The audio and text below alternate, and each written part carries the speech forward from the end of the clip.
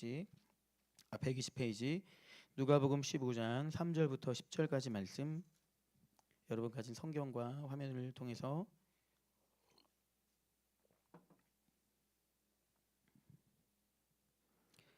같이 읽겠습니다. 시작. 예수께서 그들에게 이 비유로 이르시되 너희 중에 어떤 사람이 양 100마리가 있는데 그 중에 하나를 잃으면 99마리를 들에 두고 그 잃은 것을 찾아내기까지 찾아다니지 아니하겠느냐. 또 찾아낸즉 즐거워 어깨에 메고 집에 와서 그 벗과 이웃을 불러 모으고 말하되 나와 함께 즐기자. 찾아내었노라 하리라.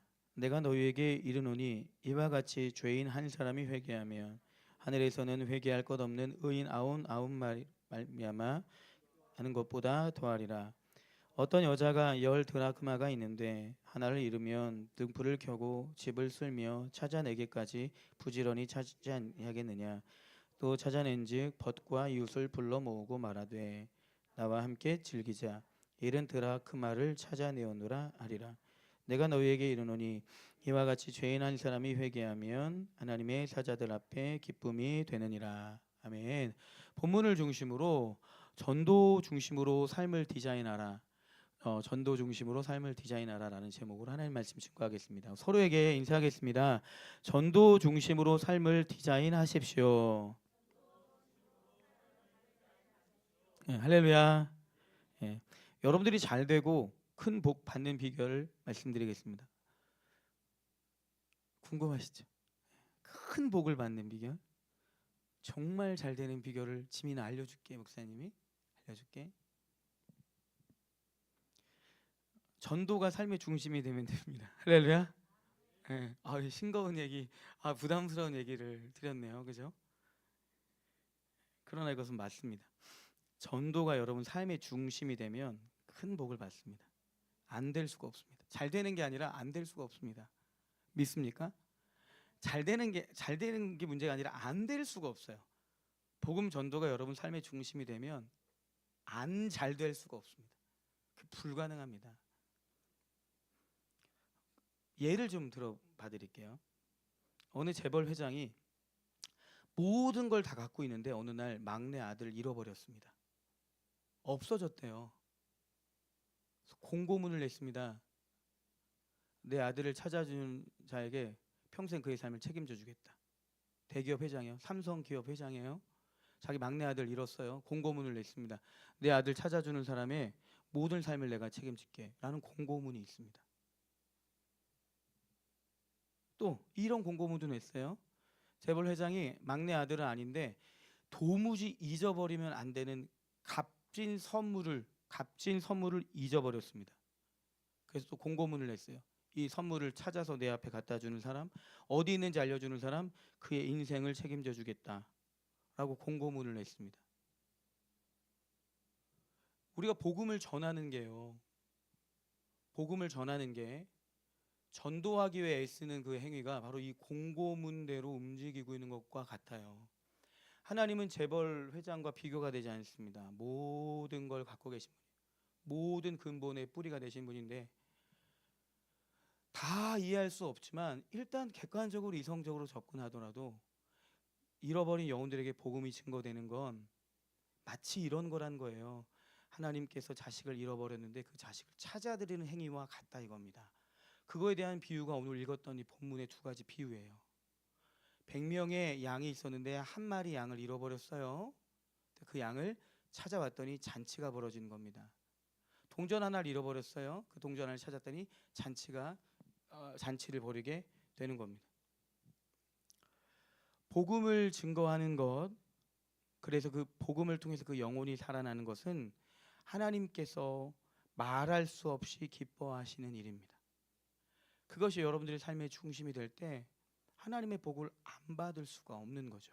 아니요, 사실 이것은 선택사항이 아니라 교회가 세워진 중요한 목적이고 우리가 부름받은 중심의 목적인 겁니다. 한 사람이 예수님을 믿고 구원을 얻는 것은 본인 스스로 할 수가 없습니다. 누군가 그에게 복음을 전해줘야 됩니다. 그 사람이 복음을 지금 들었다고 복음의 열매가 바로 나타나는 건 아닙니다. 언제 나타날지 모릅니다. 복음을 듣는 그 즉시 그의 영혼이 살아나서 구원받을 수도 있지만 아닐 수도 있습니다. 그러나 복음이 아니고는 구원의 역사는 없습니다. 없어요. 그가 복음을 들었다고 그 즉시 영혼이 거듭나서 살아날지 안 살아날지는 모릅니다. 하나님 정하신 때 일들이 벌어질 거예요. 지난번 제가 간증했던 것처럼 저 역시 복음을 들었을 그 즉시 영접하고 거듭났던 것이 아니라 그 들어왔던 복음이 제 안에서 생각이 나면서 혼자 예수님께 하나님께 결신 기도하면서 거듭이 났거든요. 그 인생의 첫 번째 변화가 일어나게 됐습니다. 그런데 누군가 저에게 전달해 줬던 그 복음을 제가 듣지 않았으면 그런 영혼의 변화는 일어날 수 없었던 거죠. 왜 하나님께서 이렇게 하셨는지까지는 알 수 없습니다. 동쪽에서 해를 뜨게 하신 하나님께서, 서쪽으로 해를 지게 하신 하나님께서, 물을 마셔야 갈증이 해소되게 하신 하나님께서, 곤드레 밥처럼 맛있는 밥을 먹어야만 생활할 수가 있고 행복하게 하신 하나님께서 아담의 죄로 말미암아 죽은 영혼이 살아남에 있어서 복음 증거가 출발점이고 그게 없이는 영혼이 살아날 수 있는 방법을 제거하셨습니다. 다른 길이 없습니다. 하나의 길밖에 없어요. 그리고 그 귀한 일을 하나님께서 직접 하지 않기로 작정하셨습니다. 천사에게 명령하지도 않으셨습니다. 사람에게, 인간에게, 우리에게 맡기셨습니다.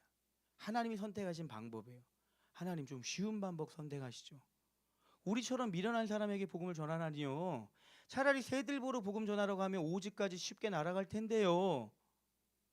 차라리 천사들에게 하라고 했으면 공간과 상관없이 아무 때서나 복음 전할 수 있을 텐데요. 왜 하나님 그런 모험을 하셨습니까? 왜 그런 도전을 하셨습니까? 라고 말할 수 없어요. 그냥 하나님 결정하신 겁니다. 왜 예수님 믿어야 구원받습니까, 여러분? 왜 십자가에 달리신 예수 그리스도를 믿어야만 구원을 받습니까, 여러분? 왜요? 답은 한 가지인데요. 하나님이 그것 밖에는 다른 길을 열어두지 않으셨기 때문입니다. 할렐루야. 한 사람의 모든 인생이 승승장구해요. 모든 일이 잘 됩니다. 하는 사업마다 성장하고요. 건강에 이상도 없고요. 돈이 너무너무 많아서 아내도 100명이에요. 죄의식도 없어요. 성공했습니까? 안 성공했습니까?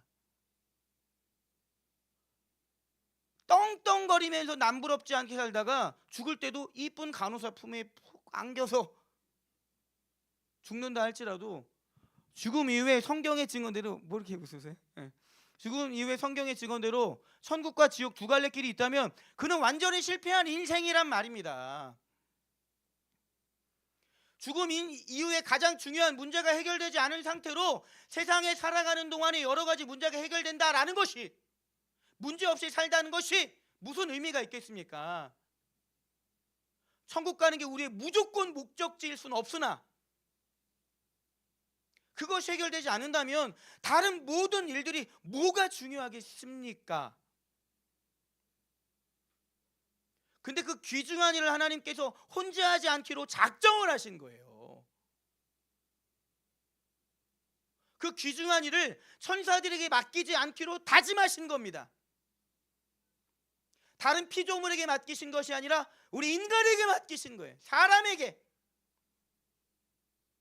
먼저 복음을 듣고 거듭난 네가 전해줘야 돼. 다른 길이 없는 겁니다.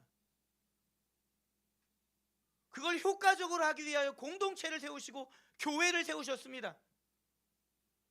그런 교회의 말할 수 없는 존재의 목적은 무엇입니까? 교회가 멈춤없이 해야 될 일이 무엇입니까? 고린도전서 1장 21절 말씀 같이 읽겠습니다. 오늘 PPT 생각보다 잘하고 있어요. 정민이의 존재감을 지우고 있어요. 고맙습니다. 같이 읽겠습니다. 시작. 하나님의 지혜에 있어서는 이 세상이 자기 지혜로 하나님을 알지 못하므로 하나님께서 전도에 미련한 것으로 믿는 자들을 구원하시기를 기뻐하셨도다. 아멘. 전도에 미련한 것, 미련해 보이죠. 효과적이지도 않아요. 만약 내가 복음을 전하면 무조건 이 영혼이 눈물을 뿌리고 다 예수님 영접하고 살아난다라는 확률적인 그런 확신만 있어도 전도하는 게 좀 수월할 수도 있을 거예요. 근데 나가서 전도해 보니까 느꼈잖아요, 그죠? 특별히 저희가 이번에 4박 5일 갔던 그 교회는 굉장히 건강하고 좋은데 지역은 너무 영적으로 황폐해요. 노방전도를 계속 3일 동안 내리나가는데 이렇게 결신하는 사람들이 많이 없는 지역이 없을 정도로 황폐합니다. 힘 빠지죠. 이번에 그 정민이가 1단계 전도자 훈련을 받았잖아요. 뭐 낯가리고 막 어디 나가서 삐죽거리는 친구가 전도 첫날 전도 끝나고 두 번째 전도 날은 저희 이제 그 간사님이 역부로 될성 싶은 친구들은 혼자 보내요. 교회 성도님과 붙여서. 그러니까 이제 난감한 거죠. 암기는 됐지만 현장 경험을 많이 하는 그 친구가 성도님 한 분 모시고 처음 가본 동네에서 오전에 한 1시간 반, 오후에 한 3시간을 전도하러 땡볕에 수요일날 날씨 기가 막혔잖아요. 예? 창창하게 아주 그냥 창창하면서 습해가지고 땀이 비 오듯 흐르는 날이었잖아요. 어땠냐 물어봤더니 동네 자체가 굉장히 황폐해서 오전과 오후에 그냥 자기 그 정민이 표현대로 보면 받은 은혜를 다 털어낼 정도로 힘들었대요. 너무. 그러고 이제 끝나고 왔으니까 그러면 다시는 목사님 그런데 가라고 하지 말아주세요. 그렇게 얘기되잖아요. 근데 돌아와서 전도 언제 나가냐고 그 얘기 했다니까요. 그날 그 저녁에 영민이 표현대로 얘기하자면 쏟아진 은혜와 비교되지 않을 만큼 부어주셨대요. 저녁 집회. 네. 그래서 가는 거예요. 전도자들이 한번 전도에 불이 붙으면 그래서 나가는 겁니다. 이걸 맛봤거든요. 경험해봤거든요. 너무 비이성적이고 너무 효과적이지 않은 이 일을 하나님이 말할 수 없이 기뻐하시는구나. 이걸 경험을 한 거거든요.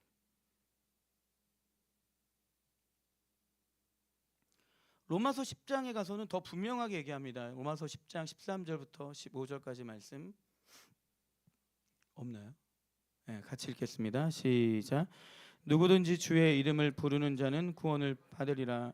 그런즉 그들이 믿지 아니하는 이를 어찌 부르리요? 듣지도 못한 이를 어찌 믿으리요? 전파하는 자가 없이 어찌 들으리요? 보내심을 받지 아니하였으면 어찌 전파하리요? 기록된 바 아름답도다 좋은 소식을 전하는 자들의 발이요 함과 같으니라. 아멘. 누구든지 예수님의 이름을 부르면 구원을 받아요. 그렇게 하기로 작정하셨습니다. 너가 예수님 이름 부르면 믿겠다라고 결심하면 넌 구원 받는 거야. 거기 조건이 없어요. 그의 성별도 상관없습니다. 그간 어떻게 살아왔는지도 상관없어요. 심지어 극단적으로 예수님이 십자가에 달려 돌아가실 때 옆에 우편 강도 십자가에 달릴 정도로 극악무도한 범죄를 저질렀던 그 강도도 거기서 예수님이 영접했더니 낙원 천국에 들어갈 수 있을 정도입니다.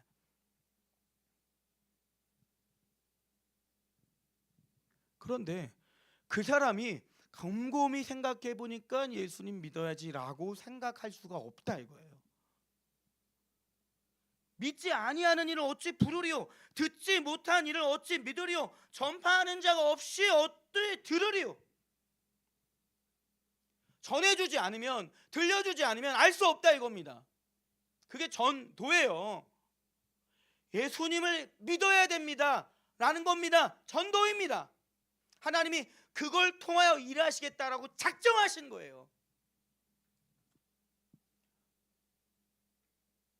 여러분 이 자리에 앉아있는 여러분들 밥 안 먹고 하나님 창조 법칙을 거스르면서 한 2주만 밥을 안 드셔도 빠이빠이입니다. 그죠?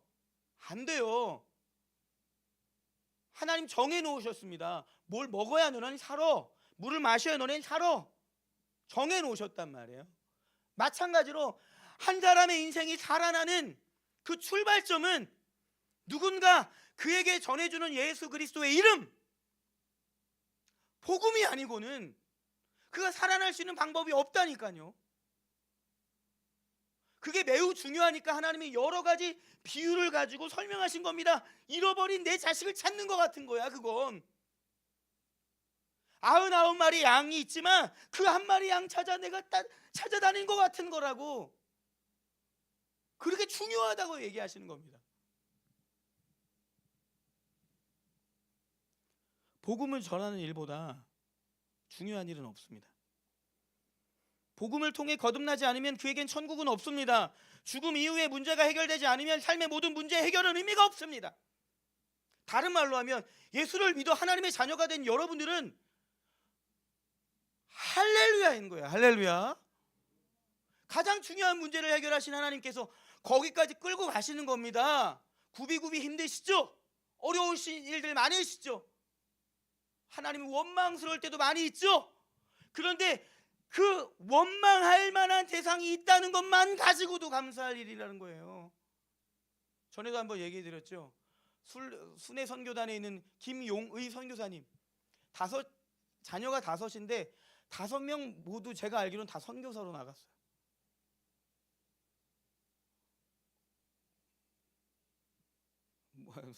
저는 너무 마음이 힘들 것 같아요. 복음으로 그냥 아예 복음 학교라는 걸 세워서 일주일 동안 그 학교에 들어가면 잠자는 시간 제외하고 복음에 대한 강의만 듣는다 하더라고요. 어디서 나가면 그 마이크 잡고 2시간, 3시간씩 십자가 설교만 하십니다. 그분 나이도 안 드시는 것 같아요. 청소년 시절에 아버지가 깡패였다고 합니다. 삶이 너무 우울했대요. 하나님도 모르던 시절에 인생의 끝자락까지 갔는데 그 끝자락에 갔을 때 인생의 끝자락에 있는 것보다 더 힘들고 괴로웠던 건 그 자리에서 부를 이름이 없다는 거. 그게 그렇게 괴로웠대요. 부를 이름이 없다는 거.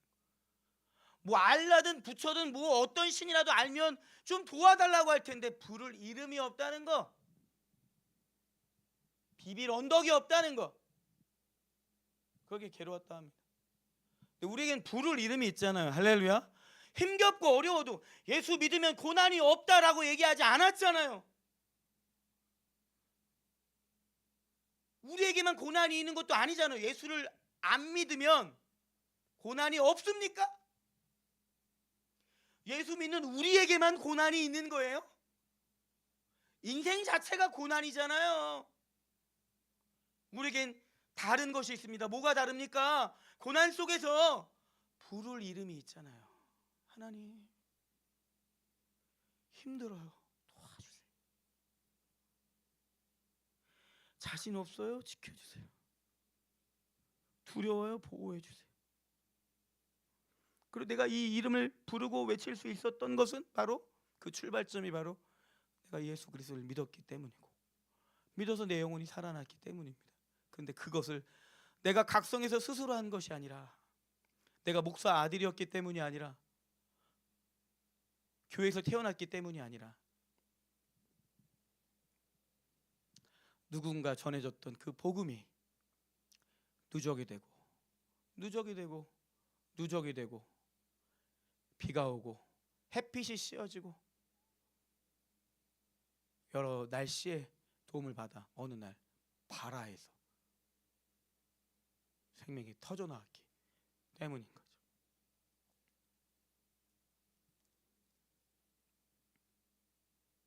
복음 전도가 삶의 중심이 되면 하나님이 그 인생을 그래서 축복하지 않을 수가 없는 겁니다. 어떤 분은 제가 아는 어느 교회 성도님은 교회 차 뒤쪽에 선물이 한가득 있대요. 왜 바리바리 싸들고 다니느냐? 다 복음을 전할 사람들한테 관계 전도하려고 관계를 쌓으려고 계속 선물을 뿌리고 다니는 거예요. 길 터놓고 내가 못 전하면 목사님 모시고 와서 복음을 전하려고 계속 길 터놓는 거예요.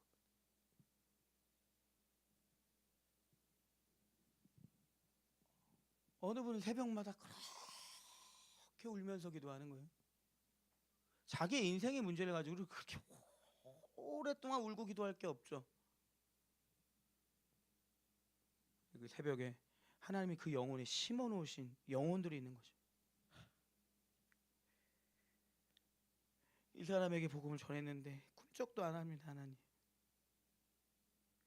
이 친구한테 복음을 전해줘야 되는데 길이 어떻게 열릴지 모르겠습니다.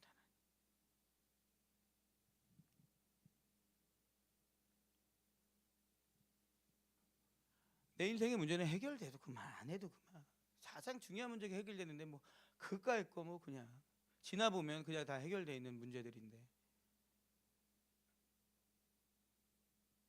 그 사람의 그 영혼의 문제는 해결될 문제가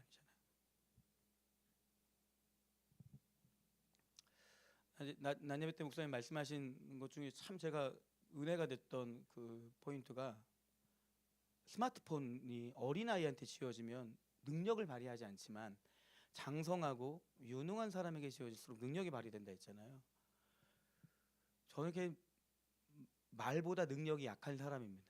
제가 늘 부끄러워요. 죄송스럽고 전도 현장에서 다 까발려집니다. 별 능력이 없는 게. 그래서 나가는 게 무서워요. 들키는 게 너무 싫어서, 부끄러워서. 근데 이제 저희 전도 훈련 받는 그 단체에 요만한 여자 임원들이 2명이 있습니다. 정말 요만해요, 키가. 아니 요만하나? 둘이 또 비슷하게 닮았어요. 여리여리해요. 말도 조근조근하고.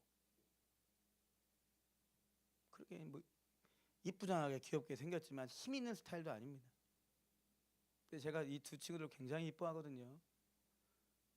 근데 이 여자 전도사님은 개인적으로 그런 그 사람 관계에 대한 두려움이 있고 어려움이 있어서 그걸 기도로 막 극복해 나가는 스타일이에요.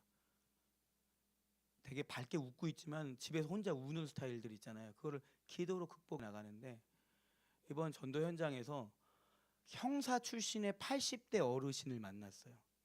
이분은 80평생 사는 동안에 복음을 누군가 전도하면 다 거절할 정도로 완전히 단단한, 자기 의에 완전히 가득한 분이에요.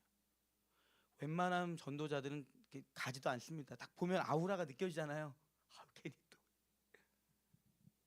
근데 이 2 전도사님 중에 한 분이, 여자분이 기도를 정말 많이 하는데, 그 친구가 기도하는 걸 옆에서 들어보면 어떤 생각이 드냐면, 기도하면서 어디 가 있는 생각이 들어요. 이 친구 기도하면서 어디 갔다 오는 것 같아. 그냥 쫙 기도를 해요, 막.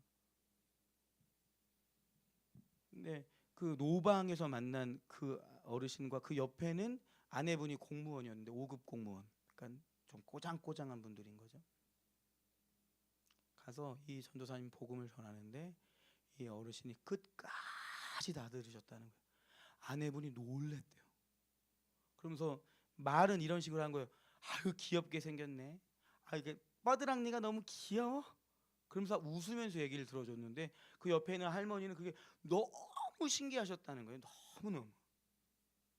그래서 저희가 그 우스갯소리로 그 전도사님을 미녀 전도자 역시 전도는 얼굴로 하는 거야, 우리가 농담은 했지만, 제가 이 전도사님이 어떻게 기도하는지를 봤거든요. 스마트폰을 가지고 수억을 벌고 있는 사람처럼 기도하는 겁니다. 영혼을 만나서 해집는 거죠. 멱살을 딱 붙잡고 끌어안고 복음을 먹이는 거죠.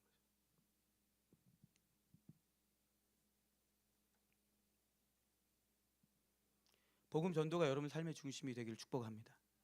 그러기 위해선 먼저는 공동체가, 전도 중심으로 공동체가 디자인되어져야 됩니다. 특별히 이제 갔다 와서 또 우리 전도 훈련 받는 친구들이 저한테 그런 도전을 주니까 좀 반갑잖아요. 또 그래서 일 벌리는 데 제가 천재입니다. 수습은 잘 못해요. 벌리는 데는 정말 잘 벌립니다. 교회 공동체가 뭐부터 해주면 되냐면, 일단 전도 현장을 경험하게 해주면 일단 감이 잡힙니다. 한번 나가보면 느낌이 달라요. 노방에서 전도한다고 그 사람이 다 예수님 믿고 돌아오는 게 아닙니다. 제가 맨 처음에 전도 훈련 받아서 맨 처음 나갔던 전도 현장에 그 아저씨를 지금도 기억해요. 어떤 느낌이냐면 시멘트 바닥 같았습니다.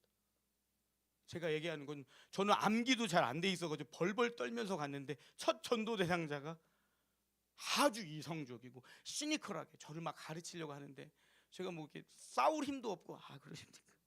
나중에 꼭 교회 가보십시오. 그러고 갔어요. 그러면서 두 가지를 느꼈는데 하나는 교회 안 다닌 사람들의 마음밭이 이렇구나.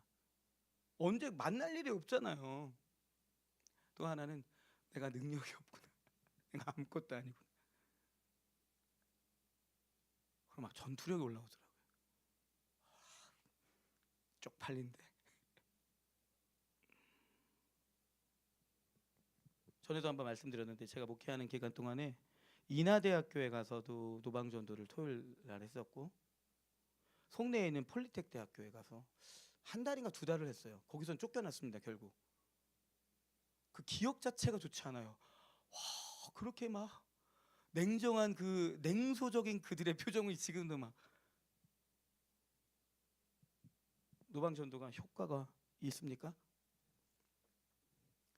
그때는 하나님 아주 특별한 은혜를 주셨는데 그 폴리텍 대학교 가서 전도할 때 두 달도 안 된 시간 동안에 뭐 기억하기 싫을 정도로 불편한 기억들인데 그 두 달 어간에 그 학교와 연결되어 있는 3명의 친구들이 교회로 왔어요. 이렇게 신기하게. 그러면서 전에 들었던 그 이야기가 기억이 났습니다. 동쪽에서 전도하면 서쪽에서 사람들 보내주셔.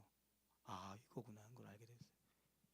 거기서 효과가 있네라는 게 아니라 뭘 느꼈냐면 하나님이 이 일을 굉장히 기뻐하시네, 이걸 느꼈어요. 하나님이 이 일을 굉장히 기뻐하시네. 전도 중심으로 공동체를 디자인할 건데요. 그래서 전도 현장을 경험할 수 있게 해주고, 그리고 이제 차근차근 전도자를 세워갈 겁니다. 감사하게 한 명이 전도 훈련을 받기 시작했고 또 다른 한 명이 준비돼 있죠. 또 여러분들에게 기회가 갈 겁니다.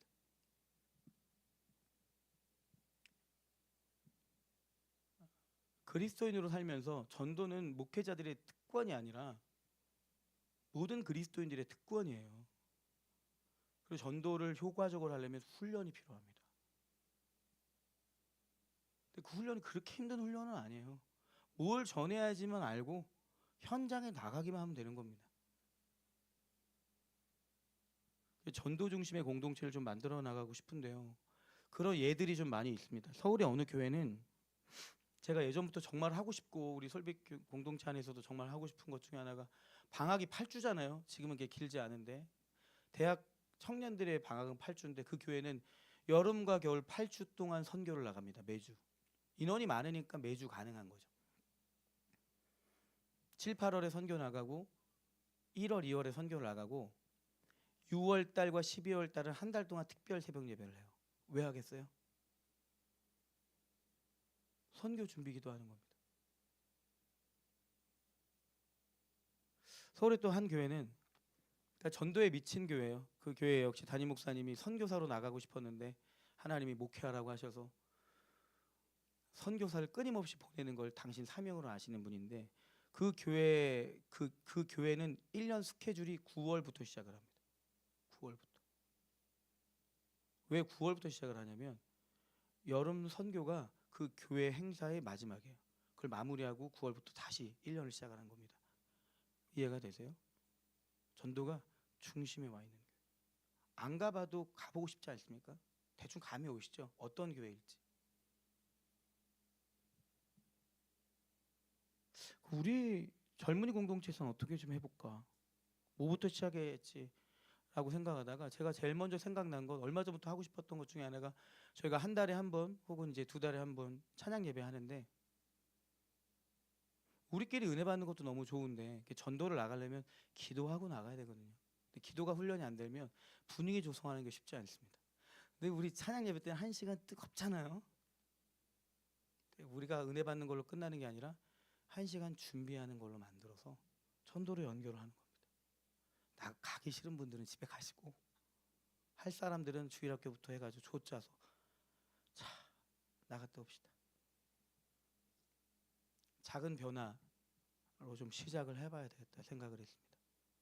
또 하나는 제가 어릴 때부터 이제 교회에서 오랫동안 있다 보니까 교회 수련회가 처음엔 좋았는데 나중에는 기대감 자체가 떨어졌었어요. 왜냐하면 수련회 갔다 왔다가 다시 꼬꾸라지고 갔다 왔다가 꼬꾸라지고 이 은혜가 얼마 안 가는 것 때문에 나중에는 수련회 간다고 뭐 달라지겠어? 이런 생각도 들었어요. 그러다가 제가 하고 싶었는데 못했던 게 수련회 대신에 국내 선교를 가자. 그 생각이 들었어요. 선교회 가면 수련회 때 하는 거 다 해요. 그죠? 다 해요. 근데 하나의 분명한 동기부여까지 되는 거예요. 거기서는 내가 은혜 받는 게 목표가 아니라 그 지역에 있는 영혼들과 그 교회가 은혜 받았으면 좋겠다는 걸로 생각이 업그레이드가 되는데 하나님 그걸로 끝내는 게 아니라 섬기는 내게 더 많은 은혜를 주셔서 선순환이 되는 거죠. 금요일 날 갔다 돌아오는 길에 이제 한준이하고 정민이랑 또 은찬이랑 밥 먹다가 그럼 우리 겨울에 한번 가자. 그 은찬이가 맨날 자기네 교회 오라고 하는데 은찬이네 교회 한번 가자. 그래서 지금 얘기 중입니다. 아직 뭐 이렇게 기도 중이고 스타트를 끊어보는 거죠. 지방에 있는 교회 선교하기 힘든 교회 저희가 준비해가지고 가서 복음을 전하고 은혜를 누리고 얼마나 하나님께서 기뻐하시겠습니까? 공동체가 이렇게 애쓰다 보면 여러분들이 맛볼 거예요. 경험할 거예요. 복음 전도를 하면 되게 기뻐하시고 이게 너무 귀하구나. 감동이 오면 여러분들이 이제 전도 중심으로 삶이 디자인되기 시작할 겁니다. 그럼 걱정할 필요가 없어요. 그 인생을 걱정을 할 필요가 없어요. 복음 전도하는 것이 그의 삶의 중심이 돼서 그걸 중심으로 삶이 디자인된 인생을 하나님이 축복을 안 하시겠습니까? 저는 여름과 겨울에 그 방중임상을 2번을 가는데 보통 방학 시작에 1번 가고 끝날 때 1번을 가서 제 1년 스케줄이 어떻게 돼 있냐면 첫 번째 임상 갈 때는 한 학기를 되돌아보는 기도를 많이 해요. 점검을 해요. 그럼 점검하고 하나님이 이 학기 어떻게 시작할지를 준비케 하셔요. 그럼 2번째 임상 가서는 그 준비된 내용을 기도하고 있다가 디자인하면서 또 한 학기를 출발하는 겁니다. 2번의 전도 수련회가 제 1년 스케줄을 잡아주는 중심에 와 있어요. 전도 중심으로 삶을 디자인해 보십시오. 여러분 꿈이 있죠? 하고 싶은 게 있죠? 기도를 살짝만 바꾸면 하나님이 안 하시던 얘기 하실 거예요. 내가 의사가 꿈입니까? 운동선수가 꿈입니까? 변호사가 꿈입니까? 무슨 꿈이 있어? 거기다가 문장 하나만 앞에 붙이면 돼요. 하나님 제가 의사가 되고 싶은데요. 사람을 살리는 의사가 되게 해주세요 라고 기도해요. 알았어요? 내가 운동선수가 되고 싶은데요. 사람을 살리는 운동선수가 되게 해주세요 라고 기도를 해요. 그럼 하나님 거기서 지혜를 주시고 도울 자를 붙여주시고 해야 될 것들을 알려주실 거예요. 기도가 살짝 바뀌는데 인생이 바뀝니다. 그걸 하라고요. 어떤 이들은 멱살 잡고 아예 야, 난 됐어. 넌 필요 없고 넌 완전 몰빵 좀 하자. 멱살 잡고 끌고 가시는 사람이 있을 수도 있어요. 그럼 감사합니다라고 잡혀가는 거죠. 얼마나 좋습니까?